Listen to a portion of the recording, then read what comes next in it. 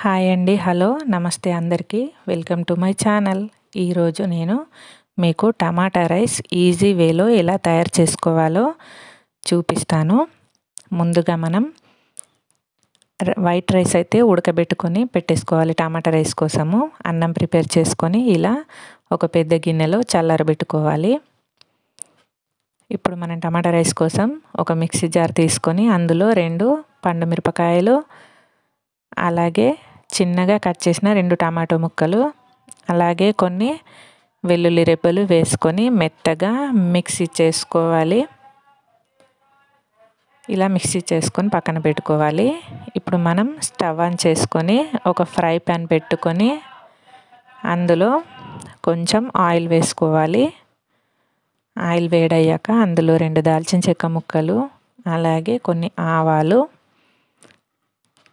కొంచెం జీలకర్ర, అలాగే కొంచెం కరివేపాకు వేసుకొని ఫ్రై చేసుకోవాలి. ఇదంతా ఫ్రై అయ్యాక ముందుగా మనం మిక్సీ చేసి పెట్టుకున్న టమాటో పేస్ట్ వేసుకొని బాగా ఫ్రై చేసుకోవాలి. టమాటో పేస్ట్ ఆయిల్లో కొంచెం ఫ్రై అయ్యాక ఇందులో మనం కొంచెం పసుపు, అలాగే కొంచెం ధనియా పౌడర్ వేసి కలుపుకోవాలి. కొంచెం పసుపు, కొంచెం ధనియా పౌడర్ వేసుకున్నాక మనం రుచికి సరిపడా ఉప్పు కూడా వేసుకోవాలి. అలాగే కొంచెం కలర్ఫుల్గా కనబడడానికి రెడ్ కలర్ ఫుడ్ కలర్ అయితే వేసుకోవాలి. ఫుడ్ కలర్ అనేది మీ ఇష్టం అండి, స్కిప్ చేసుకోవచ్చు మీకు ఇష్టం లేకపోతే. నేనైతే కలర్ఫుల్గా ఉంటుందని కొంచెం వేసాను. ఇదంతా ఫ్రై అయ్యే వరకు ఫ్రై చేసుకోవాలి. నూనె పైకి తేలే వరకు టమాటా పేస్ట్ని బాగా ఫ్రై చేసుకోవాలి. ఇది ఫ్రై అయిపోయింది. ఇప్పుడు స్టవ్ ఆఫ్ చేసేసుకొని ఈ పేస్ట్ని మనం ముందుగా చల్లారబెట్టుకున్న అన్నంలో వేసుకొని రైస్కి మొత్తం పట్టే వరకు మిక్స్ చేసుకోవాలి.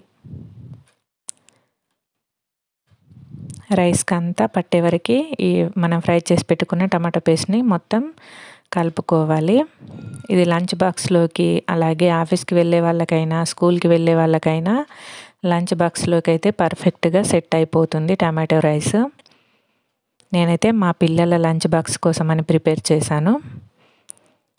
మీరు కూడా ఒకసారి ట్రై చేసి రెసిపీ ఎలా ఉందో నాకు కింద కామెంట్ బాక్స్లో కామెంట్ చేయండి. నేనైతే లంచ్ బాక్స్లో కూడా పెట్టేశాను టమాటో రైస్ని. Okay friends, thanks for watching my video. Bye. Please subscribe my channel.